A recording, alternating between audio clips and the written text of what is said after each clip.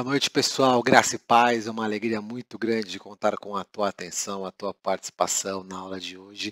Eu gostaria agora de começar com uma oração, amém? Então feche os seus olhos e abra o seu coração. Pai, em nome de Jesus, nós te louvamos e te agradecemos por esse dia onde nós podemos nos reunir, meu Pai. Sim, cada um no seu lar, mas crendo que teu Espírito está visitando todos os lares nessa noite, levando entendimento da tua palavra. Então, abra, Senhor, abra os nossos olhos e nossos ouvidos espirituais para nós recebermos a tua palavra, os teus ensinamentos e tudo que for ensinado hoje encontre morada em nossos corações. Que as palavras dos homens sejam canceladas e simplesmente a única palavra que deve viver e encontrar morada nessa noite, em cada coração, é a tua palavra, é Jesus Cristo, porque é o único digno de toda glória, de toda honra, de todo louvor. Amém. Amém, pessoal. Eu espero que vocês tenham tido um domingo de Páscoa maravilhoso, cada um do seu jeito, cada um com os seus. Eu não sei como você passou o seu domingo de Páscoa. No passado, a gente era acostumado a passar com muitas pessoas, mas infelizmente, por causa da pandemia, talvez tenha sido reduzido, mas eu creio que o Espírito Santo esteve com você nesse domingo de Páscoa e eu espero que vocês tenham engrandecido e louvado o nome do Senhor, porque Ele ressuscitou e Ele vive no meio de nós. Amém? Hoje é o livro de 2ª Crônicas, então é uma continuidade. Nós estamos conversando bastante sobre esse período. Então eu estou colocando aqui na tua tela de uma forma diferente do que a gente viu até hoje sobre o período dessa história. Então lembrando que 2ª Crônicas foi escrito para o povo de Israel após o exílio na Babilônia. Então aqui neste último quadradinho que eu estou circulando e lembrando também que ele foi escrito com o objetivo de lembrar o povo que estava saindo do exílio o que aconteceu aqui no período monárquico ali entre Saul, Davi e Salomão e os reis. Nós já vimos bastante a história desse período, então eu não vou me atentar aos fatos aqui, tá bom? Nós ainda não vimos com detalhe o período do exílio, os 70 anos do exílio na Babilônia, não é na época de Nabucodonosor, mas fique tranquilo que nos próximos livros nós veremos isso. Um exemplo de um livro que trata deste período é o livro do profeta Daniel, que eu espero que muitos de vocês já tenham ouvido falar.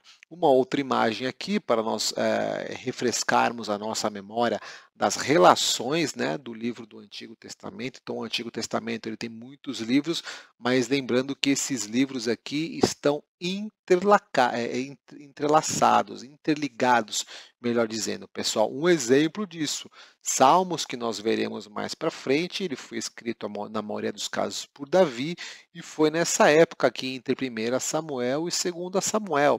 Um outro exemplo de um livro que ele foi escrito por Salomão e foi aqui no período de 2ª Crônicas e 2ª Reis, foi Lamentações, é um outro livro da Bíblia que nós veremos. Eu sempre tenho trazido isso para você formar no seu entendimento. Um dia que você estiver estudando, por exemplo, Salmos, você tem que entender o que aconteceu na época para entender o que Davi estava compondo os salmos, né? Tem uns salmos que trata, né, Davi ali, ele está angustiado porque ele pecou contra Deus. Se você não entender o que aconteceu o que está descrito em 1 Crônicas, em 1 Samuel e 2 Samuel, você não vai entender o que está escrito esse salmo. Então lembre-se, tudo está interligado, tá bom, pessoal?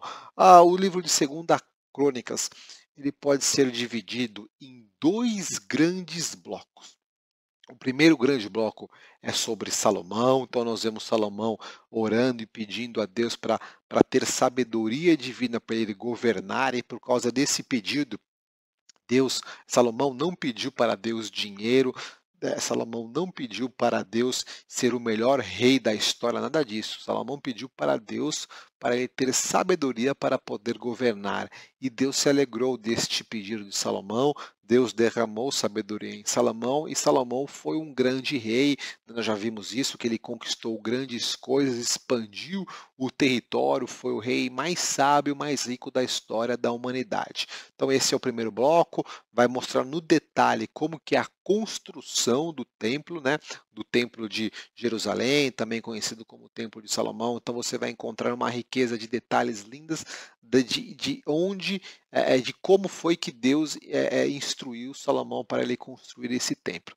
E a segunda parte do livro de Segunda Crônica, nós também já vimos, é sobre a história dos reis de Israel e de Judá, reis que fizeram coisas boas e ruins aos olhos de Deus. Pessoal, eu gostaria de falar um pouco sobre o que aconteceu, os motivos que levaram o povo de Deus para o exílio. Então preste atenção, tenha um pouco de paciência comigo, vou entrar com um pouco de detalhe, com alguma riqueza de detalhe para nós entendermos os próximos livros, tá bom, pessoal? Então, segure firme na telinha. Então, eu estou falando sobre esse período aqui, o final do livro de Segunda Crônicas e de Segunda Reis, lembrando que eles andam juntos, né? O fato, os acontecimentos, eles andam juntos, e o que aconteceu aqui determinou esses 70 anos de exílio.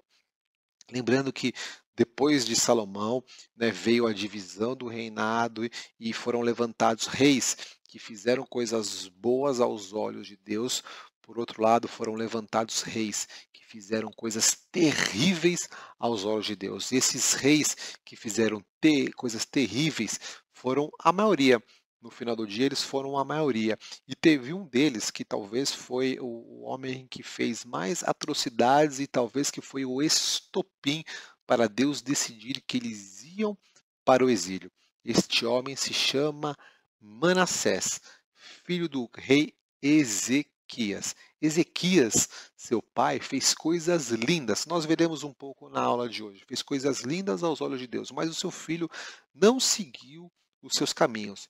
E aqui nós já aprendemos uma coisa importante. No final do dia, a decisão de servir a Deus é uma decisão individual. Você que é pai, você que é mãe, continue ensinando os seus filhos no caminho do Senhor.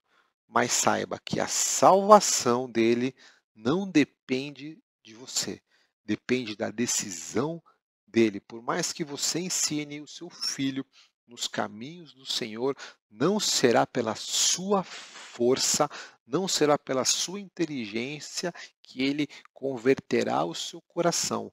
Você tem que clamar para que o Espírito Santo de Deus toque o coração do seu filho, o coração da sua filha, dos seus netos, das suas netas. É um toque sobrenatural. Nunca vai ser pela mão do homem, pela minha força e pela sua força. E eu sei, eu digo isso agora que eu sou pai, né? É uma coisa até mesmo difícil de dizer, mas precisa de um toque espiritual. Tenha isso na sua consciência. Então, às vezes você está tentando impor a palavra de Deus no seu filho, na sua filha, nos seus familiares. Pregue a palavra de Deus. Pregue, mas ore. Clame e jejue para que o Espírito Santo de Deus toque. Mova o coração, tá bom, pessoal? Porque nós aprendemos isso aqui nessa história. Ezequias era um homem de Deus e Manassés, ele preferiu não seguir os passos de seu pai. Ele fez coisas terríveis aos olhos de Deus. Eu vou dar alguns exemplos. Manassés queimou seu filho como sacrifício para outros deuses. Manassés praticava adivinhação pelas nuvens. Manassés, ele levantou altares de adoração para outros deuses, por exemplo, Baal. Deus abomina altares de adoração para outros deuses. Manassés praticava adivinhação.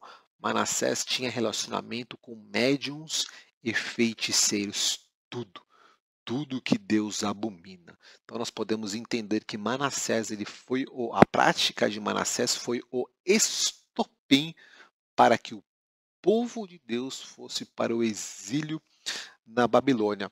Manassés num determinado momento ele se arrependeu, realmente, Deus o perdoou, mas isso não impediu das consequências, ou seja, não impediu para que o exílio acontecesse. Então, aqui de novo, todo pecado tem consequência.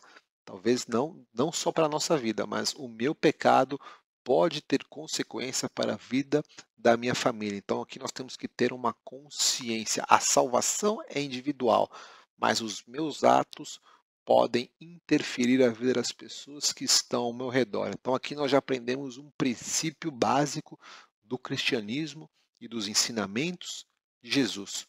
O próximo. Os filhos de Deus nunca pensam de forma individual, eles sempre têm que pensar na forma do coletivismo, né? Do coletivo. Então, as nossas ações, as nossas atitudes impactam e refletem na vida das pessoas que estão ao nosso redor. Então, você que está me assistindo, seja temente a Deus, seja uma pessoa de oração, siga os mandamentos de Deus, que a sua vida será abençoada e principalmente a vida das pessoas que estão ao seu redor. Amém? Então, já estou no último capítulo de 2 Crônicas, que é o capítulo 36, que aqui ele mostra, ele trata tudo o que aconteceu. Vou ler alguns trechos, tá? Da mesma forma, todos os líderes dos sacerdotes e o povo se tornaram cada vez mais infiéis, seguiram todas as práticas detestáveis das nações vizinhas e profanaram o templo do Senhor que havia sido consagrado em Jerusalém, o templo de Salomão. Repetidamente o Senhor, o Deus de seus antepassados, enviou profetas para adverti-los, pois tinha compaixão de seu povo e do lugar de sua habitação. Veja só, Deus mandava profetas, Deus mandava ali pessoas declarando a palavra de Deus, mas estes homens não davam atenção. Estes homens faziam coisas que não agradavam a Deus. Veja que a misericórdia de Deus estava acontecendo na vida desses homens, porque Deus tinha compaixão. Mas estes homens não quiseram saber da compaixão de Deus e fizeram coisas que não agradavam a Deus. E aqui, pessoal, continua, né? No entanto, eles zombaram dos mensageiros de Deus e desprezaram suas palavras, caçoaram dos profetas, até que a ira do Senhor não pôde mais ser contida e nada mais se pôde fazer. Então o Senhor trouxe o rei da Babilônia contra eles. Os babilônios mataram os jovens e foram atrás deles até dentro do santuário. Não tiveram piedade nem dos rapazes, nem das moças, nem dos idosos e doentes. Deus os entregou todos nas mãos do rei. Ele levou para a Babilônia todos os utensílios grandes e pequenos do templo de Deus e todos os tesouros do templo do Senhor e do palácio do rei e de seus oficiais. Seu exército queimou o templo de Deus, derrubou os muros de Jerusalém, queimou todos os palácios e destruiu tudo que era de valor. Nós lemos isso em 2 Crônicas 36, eu li a partir do 14 e fui até o 19. Então veja, pessoal, Deus, o povo praticando pecado, Deus mandando a sua palavra, o povo preferindo não obedecer a palavra e obedecer outros deuses, até que chegou o momento que, vamos dizer assim, a calma de Deus acabou e veio a ira de Deus na forma de julgamento. Pessoal, por isso a importância de nós entendermos que pecado tem consequência e Deus sim, ele pode irar-se contra aquelas pessoas que vão contra a palavra dele. Então, a paciência de Deus tem limite. Então é mais fácil nós obedecermos, é mais fácil nós seguirmos o caminho de Deus para nós não vivermos tempos difíceis por causa do pecado. E aqui fica claro que o julgamento de Deus veio tão forte que o templo de Salomão foi destruído. Logo, logo nós veremos o templo de Salomão, a beleza que era, mas ele foi destruído por causa da iniquidade do povo. E no final do livro, nós de novo já vemos a misericórdia de Deus. Talvez você esteja dizendo: puxa, Luiz, Deus precisava fazer coisas assim, ter permitido coisas duras com o seu povo, mas no final Deus restabelece. Deus sempre é um Deus de misericórdia, é um Deus de amor. Saiba isso, que Deus ama a sua vida, por isso que nós vemos sempre a misericórdia de Deus sobre a vida do seu povo. E no final do livro de 2 Crônicas, capítulo 36, verso 23, diz o seguinte: desfrutou o seu descanso sabático e permaneceu desolada até que se completaram os 70 anos. 70 anos é o período que o povo de Deus ficou no exílio, conforme o profeta havia anunciado. No primeiro ano do reinado de Ciro, rei da Pérsia, o Senhor cumpriu a profecia que havia anunciado por meio de Jeremias. Jeremias é um outro livro, logo, logo nós veremos. Aqui, parando um pouco aqui, a importância de nós entendermos os livros e os contextos. Jeremias foi um profeta que profetizou neste período aqui, tá bom, pessoal? Voltando. O Senhor despertou o coração de Ciro para registrar por escrito a seguinte proclamação e enviá-la a todo o seu reino. Assim diz Ciro, rei da Pérsia: o Senhor, o Deus dos céus, me deu todos os reinos da terra. Ele me encarregou de construir para ele um templo em Jerusalém, na terra de Judá, que pertence ao povo dele. Volte para realizar essa tarefa e que o Senhor, seu Deus, esteja com vocês. Veja que maravilhoso, veja como termina o livro de 2 Crônicas. Depois das atrocidades que os reis fizeram, Deus sim, né, pesou a sua mão sobre esses pecados, porém Deus fez um novo concerto. Deus colocou algo lindo no coração do rei Ciro, que era a liberdade para o povo de Deus voltar para a sua terra natal e reconstruir o templo. Então, nos próximos livros, Esdras, Neemias, nós veremos, né, o povo de Deus tendo que reconstruir, né, o templo para ele habitar. Então já saiba no seu coração, por mais que Deus tenha pesado a sua mão contra o seu povo, porque eles andavam em pecados terríveis que nós vemos aqui, Deus é um Deus de amor e é um Deus de misericórdia. Ele moveu o coração de um rei sírio.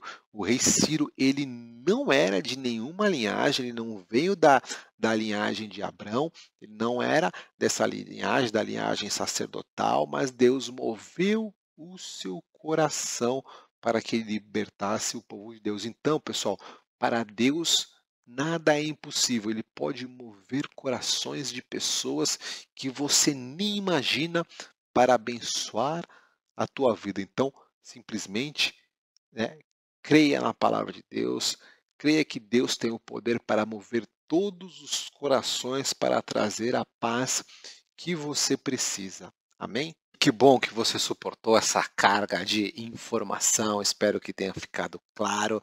Você agora já está preparado para entender os próximos livros. E agora eu gostaria de trazer alguns devocionais, né, deste livro maravilhoso de 2 Crônicas, que tem ensinamentos importantes. E eu quero voltar um pouco agora no começo do livro de 2 Crônicas. Como eu disse no começo da aula, este livro ele mostra ali Salomão construindo o templo, construindo a casa de Deus. Lembrando que Davi que queria construir uma casa para Deus, mas como a sua mão tinha muito sangue, Deus falou para Davi, Deus prometeu para Davi que o seu filho Salomão construiria uma casa para Deus, para ele, o Senhor, habitar. Então eu estou colocando aqui na sua tela essa casa. Olha que lugar maravilhoso que os homens construíram. É lógico que eles foram orientados pelo Espírito do Senhor, eles foram capacitados pelo Espírito do Senhor para construir isso. Então, realmente era um local impactante. Pessoas de outras localidades vinham para visitar esse local onde Deus habitava. Estou colocando uma outra imagem na sua tela para você entender a perspectiva do templo na época de Salomão. Então você vê o templo aqui de Salomão e todo o contexto ao redor deste templo. E saiba que tudo isso foi destruído na época do exílio, na época de Nabucodonosor. Mas o que eu queria trazer como mensagem para você é um ensinamento que tem como título: O que fazer diante dos problemas? E nós vimos isso quando o rei Salomão ele construiu o templo. Depois da construção do templo, né, vamos dizer assim, da inauguração do templo, Deus apareceu para Salomão e Deus disse para Salomão que ele tinha escolhido esse templo para habitar. E Deus ensinou para Salomão o seguinte: preste atenção, acompanhe comigo que eu estou colocando na sua tela a chave para você encarar os seus problemas. Vamos ler aqui a 2 Crônicas, capítulo 17, a partir do verso 13. Deus falando: se por vezes eu fechar o céu para que não chova, ou ordenar que gafanhotos devorem suas colheitas, ou enviar pragas entre o meu povo, então, se meu povo, que se chama pelo meu nome, humilhar-se e orar, buscar minha presença e afastar-se de seus maus caminhos, eu os ouvirei dos céus, perdoarei seus pecados e restaurarei sua terra. Olharei e ouvirei atentamente a cada oração feita neste lugar. Uau, olha que maravilhoso. Então Deus ensinou para Salomão: Salomão, quando o meu povo enfrentar problemas, talvez por causa de seca, por causa de gafanhotos, não se preocupe. Simplesmente se humilhe. Peça perdão pelos pecados, porque eu vou escutar. E aqui é um ensinamento fantástico que todos os filhos de Deus têm que ter isso aceso em seus corações. Se você está passando por uma dificuldade, se você entende que a sua vida está seca, né, ou foi devorada por gafanhotos, ou se tem alguma praga que está atormentando a sua vida, eu estou dizendo isso no sentido figurado, né, no sentido do dia a dia, se você está passando por uma grande dificuldade, por uma grande tribulação, saiba que existe um caminho para a remissão de Deus. É você se humilhar, é você orar e clamar a Deus, porque Ele prometeu que Ele vai escutar e Ele prometeu que Ele vai restaurar a sua terra. Então, não tenha medo de se relacionar com Deus. Não tenha medo de se relacionar com Deus através do Espírito Santo, porque este Deus, que nós já vimos isso desde o período do exílio, ele continua sendo o mesmo de Deus de hoje, que derrama graça e misericórdia na vida dos seus filhos. Mas os seus filhos têm que querer se arrepender. Os filhos de Deus precisam se humilhar diante a Deus. O que significa humilhar-se diante a Deus? É confessar os seus pecados, é pedir ajuda para Deus, é querer sim mudar de vida, mudar de atitude. Se você tem isso no seu coração, Deus vai escutar a sua oração. Porque muitas pessoas, infelizmente, elas precisam de mudança, elas estão passando por dificuldades, mas dentro do coração, e aqui o coração são os pensamentos, são os desejos, são as intenções, elas não estão arrependidas do que elas fizeram de errado. Muitas pessoas têm dificuldade de confessar os seus pecados para Deus, de assumirem os seus erros, e elas têm dificuldades de pedirem ajuda para Deus mudar a situação. Mas aqui nós aprendemos, Deus ensinou para o homem mais sábio da história da humanidade, para Salomão. Salomão, quando vocês passarem por dificuldades, se arrependam, se humilhem e orem para mim, porque eu derramarei a minha providência. Amém, pessoal? Então este é o ensinamento talvez mais importante da aula de hoje. Se arrependa, ore, Clame a Deus porque Ele escuta a oração dos seus filhos. Amém? Um outro exemplo que eu trago, uma outra lição, ensinamento que eu trago para a aula de hoje, tem como tema exemplo de uma pessoa vitoriosa.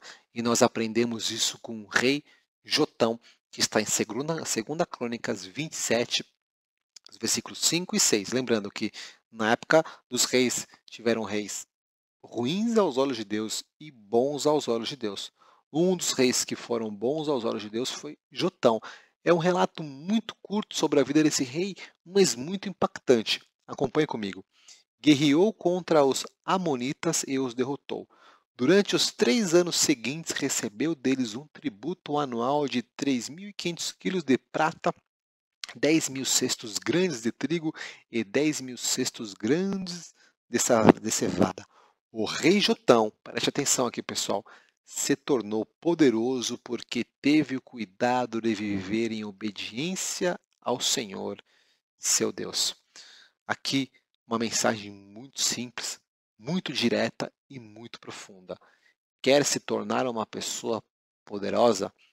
Tenha o cuidado de viver em obediência ao Senhor. Nós aprendemos já com Deus que Deus ensinou Salomão. Salomão, se estiver passando por dificuldade, é porque não foi obediente, você tem que orar, clamar e se arrepender.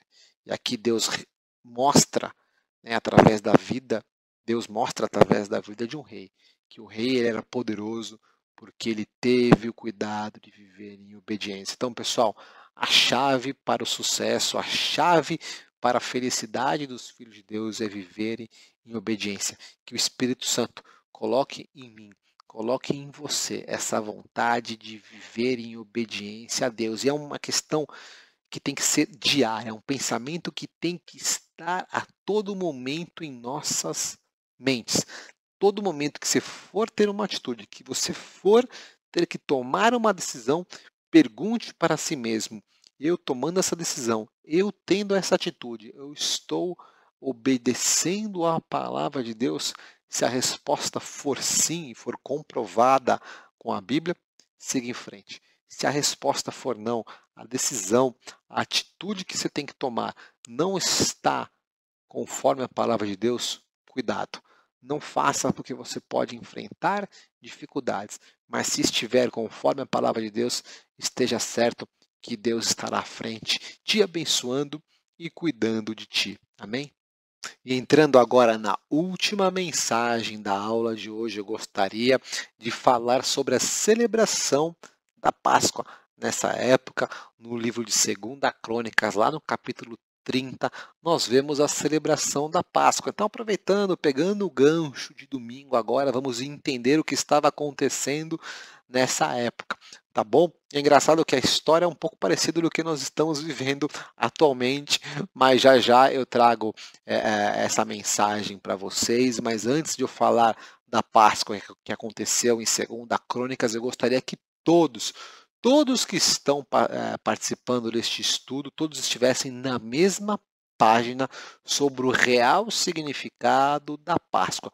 Por mais que a Páscoa já passou, é importante nós termos este entendimento, porque foi uma das ordenanças de Deus que os seus filhos celebrassem a Páscoa. Pessoal, para quem é filho de Deus, a Páscoa é mais importante que o Natal. Tá bom, pessoal? Tenham isso em mente. Talvez você não tenha dado o valor devido à celebração da Páscoa, que não é coelhinho, que não é chocolate. Saiba disso, com todo respeito eu digo isso, mas você que é um filho de Deus, você que entregou a sua vida para Cristo, você tem que ter isso, com muita clareza na consciência para que na próxima Páscoa você celebre da maneira correta. Tá bom? Então fique de olho nesse vídeo, preste atenção nesse ensinamento que é maravilhoso, que já já eu volto aqui. Deus, no Antigo Testamento, ordenou que o povo de Israel celebrasse anualmente 3 grandes festas. A festa da Páscoa no primeiro mês do calendário deles, a festa das semanas, ou festa de Pentecostes, no terceiro mês, e a festa dos tabernáculos, ou cabanas, também chamada de festa da colheita, no sétimo mês. A Bíblia diz que a lei de Moisés era a sombra dos bens vindouros, isso é, sombra das coisas que existem no céu e das coisas que haveriam de acontecer no Novo Testamento, quando Jesus viesse. Deus usou coisas naturais no Antigo Testamento para profetizar e explicar a respeito de coisas espirituais que se cumpririam no Novo Testamento. Portanto, nós, como cristãos, celebramos atualmente essas 3 grandes festas, não por aquilo que elas representavam para os israelitas no Antigo Testamento, mas por aquilo que elas representam para nós no Novo Testamento. E neste mês estamos celebrando a nossa Páscoa. Deus enviou Moisés para libertar o povo de Israel quando era escravo no Egito. Deus sabia que o faraó do Egito não deixaria o povo de Israel ir embora facilmente, a não ser que Deus demonstrasse o seu poder, trazendo juízo contra os egípcios e mostrando que seus deuses eram falsos. Para isso, Deus anunciou 10 pragas que traria contra o povo egípcio, porém preservando os israelitas. A 10ª e última praga, que fez com que o faraó, seus príncipes e o povo egípcio finalmente deixasse Israel ir embora com tudo o que possuía, foi a morte dos primogênitos do Egito, tanto de homens quanto de animais. Alguns dias antes de enviar a 10ª praga, Deus disse ao povo de Israel, através de Moisés, que cada família separasse do seu rebanho um cordeiro ou um cabrito, macho de 1 ano, sadio, sem defeitos, no 10º dia daquele mês. Esse animal deveria ser sacrificado ao cair da tarde do 14º dia, e o seu sangue deveria ser passado nos umbrais e na verga da porta de cada casa, porque à meia-noite do dia 14, Deus passaria pelo Egito com praga destruidora, matando os primogênitos. Na casa onde Deus visse o sangue do cordeiro nas portas, ali não haveria morte. Deus passaria por cima daquela casa. Nas casas sem o sangue na porta, haveria morte. Passar por cima, em hebraico, é a palavra Pessah, que para nós foi traduzido como Páscoa. Naquela noite, as famílias de Israel deveriam comer o cordeiro ou cabrito assado com ervas amargas e pão sem fermento, vestidos e às pressas com sandálias nos pés e cajado nas mãos, prontos para ir embora do Egito sem deixar sobrar nada para o dia seguinte. A festa da Páscoa tinha 3 etapas: a Páscoa propriamente dita, os pães asmos e as primícias.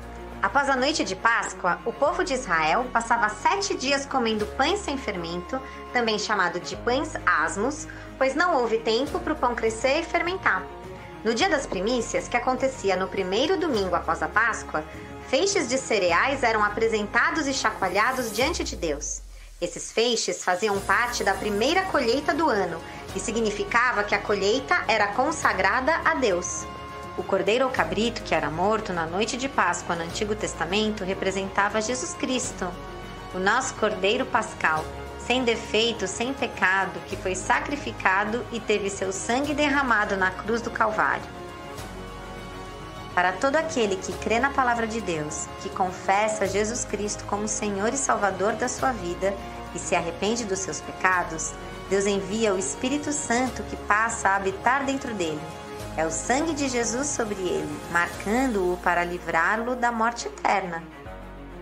Assim como naquela Páscoa Deus libertou o povo de Israel da escravidão do Egito e do poder de Faraó, na nossa Páscoa Deus nos libertou da escravidão do pecado e do poder de Satanás. Jesus celebrou a última ceia com seus discípulos em um dia de Páscoa. Na ceia, ele disse: "Este é o meu corpo, entregue por vocês. Façam isto em memória de mim." E também disse: "Este é o cálice da nova aliança, confirmada com o meu sangue, que é derramado como sacrifício por vocês." Depois disso, Jesus foi crucificado na sexta-feira durante a festa dos pães asmos. E ao terceiro dia, Jesus ressuscitou em um domingo de primícias. Além de ser o Cordeiro Pascal, Jesus também é o feixe das primícias, o primeiro da ressurreição dentre os mortos, a primeira semente de muitas sementes santas que seriam colhidas a partir dali.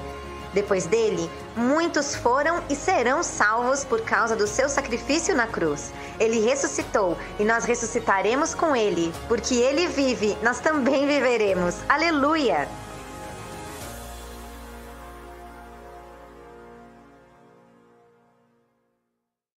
Vídeo maravilhoso esse sobre o ensinamento da Páscoa, na verdade. Espero que tenha ficado claro para todos vocês. Qualquer dúvida, entre em contato conosco.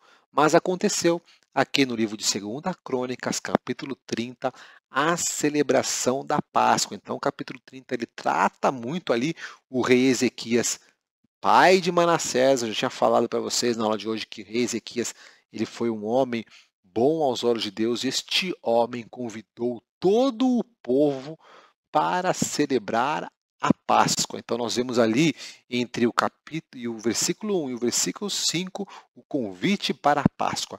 Ezequias enviou uma mensagem a todo Israel e Judá e também escreveu cartas a Efraim e a Manassés, convidando-os para virem ao templo do Senhor em Jerusalém e celebrarem a Páscoa do Senhor, o Deus de Israel. E o que estava acontecendo nesse período, pessoal? Olha que coisa curiosa aqui. A Páscoa não estava sendo celebrada. O povo de Deus, eles pararam de celebrar a Páscoa. Houve uma ruptura na história. Deus tinha estabelecido lá atrás, há muito tempo atrás, a ordenança, a importância de celebrarem a Páscoa, mas por causa do pecado, por causa do povo rebelde, o povo não estava obedecendo a Deus, por causa disso eles pararam de celebrar a Páscoa. E este homem, o rei Ezequias, ele se levantou e ele começou a mandar cartas, começou a convidar as pessoas: ei pessoal, vamos celebrar a Páscoa. E parece um pouco dos dias atuais, né, que nós estamos vivendo por causa da pandemia, da quarentena, muitos governantes proibindo os cultos na igreja.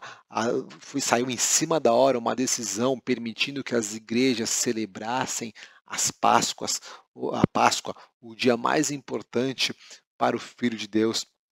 Aí nós vemos, né, do capítulo 6 ao 12 a mensagem do rei, e muitos, né, que receberam essa mensagem da celebração da Páscoa, muitas pessoas zombaram disso, mas outras pessoas se humilharam e participaram disso.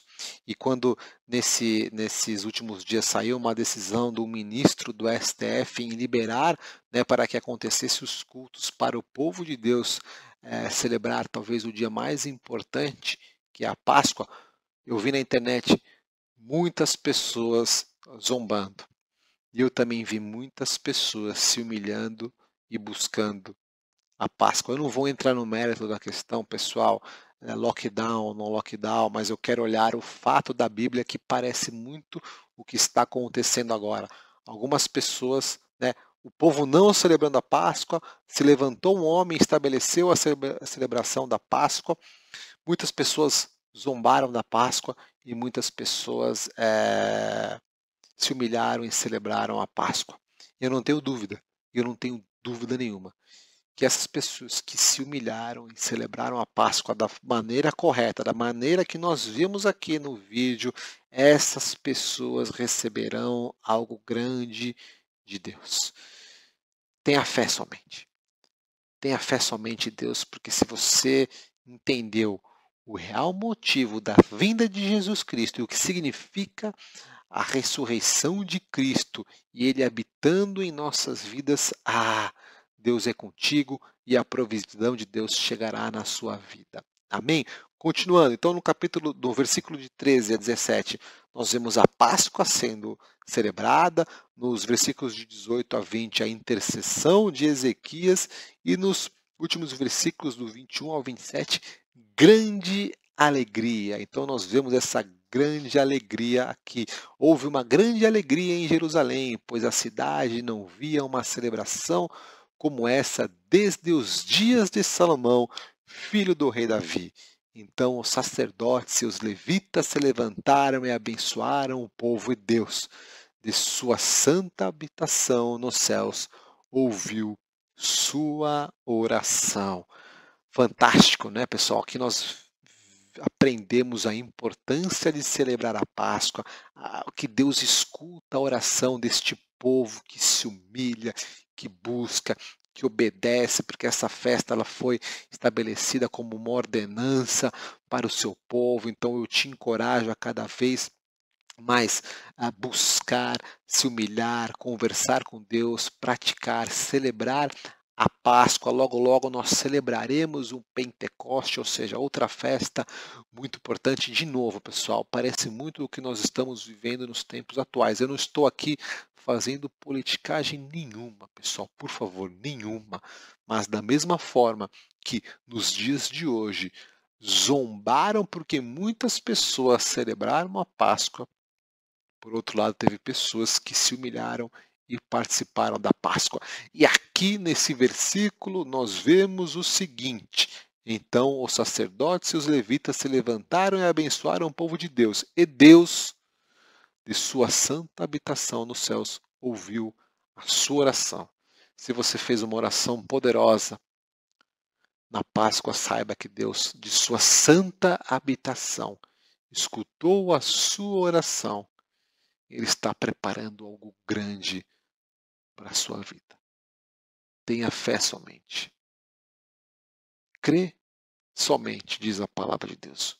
Porque o sobrenatural de Deus alcançará a sua vida naquele período de paz, de prosperidade, de tranquilidade, de renovo, de saúde, chegará na sua vida em nome de Jesus. Amém, queridos? Espero que vocês tenham gostado, que essa palavra, que a aula, que os ensinamentos de hoje façam morada em sua vida, que todos nós, eu inclusive, todos nós, sejamos reconectados no caminho da vida eterna, que é Jesus Cristo. De novo, o povo de Deus não estava celebrando a Páscoa desde o tempo de Salomão, mas eles foram corrigidos por causa de um convite que o rei Ezequias fez de celebrarem a Páscoa. Eu não sou o rei Ezequias, eu sou simplesmente um servo e um pecador buscando a remissão dos meus pecados e buscando algo grande de Deus para a minha vida. Mas eu tenho uma palavra para você nessa noite. Só existe um caminho. E esse caminho é Jesus. Se você decidiu por esse caminho que é Jesus e você quer obedecer os ensinamentos dele, eu te digo uma coisa nessa noite. Pode começar a se alegrar, porque grandes coisas acontecerão na sua vida em nome de Jesus. Amém? Vamos fechar a aula de hoje com uma oração? Então feche os seus olhos e abra o seu coração. Pai, eu só tenho uma coisa para te dizer nessa noite. Obrigado. Obrigado porque o seu Filho foi enviado na terra para nos servir, para nos ensinar e para remir os nossos pecados através do seu sangue, através da cruz. Eu te louvo e te agradeço porque se hoje nós estamos reunidos aqui, ó Deus, foi porque o teu Santo Espírito tocou em nossos corações e nos chamou. A tua palavra diz que nós não te amamos, você é o Senhor que nos amou primeiro. Obrigado pelo teu amor, obrigado pelo teu cuidado, obrigado pela tua misericórdia e pela tua graça. Fico com todos nessa semana, ó Senhor, protegendo de todo mal, protegendo do coronavírus, protegendo de qualquer falta de mantimentos. Pai, se tem alguém aqui que está passando por dificuldades financeiras, abençoa. Pai, se tem alguém aqui que está com problemas em seus lares por causa da pandemia, nós estamos vendo muita questão, né, de problemas psicológicos, meu Pai, restaura em nome de Jesus, que todos aqui possam viver o teu sobrenatural.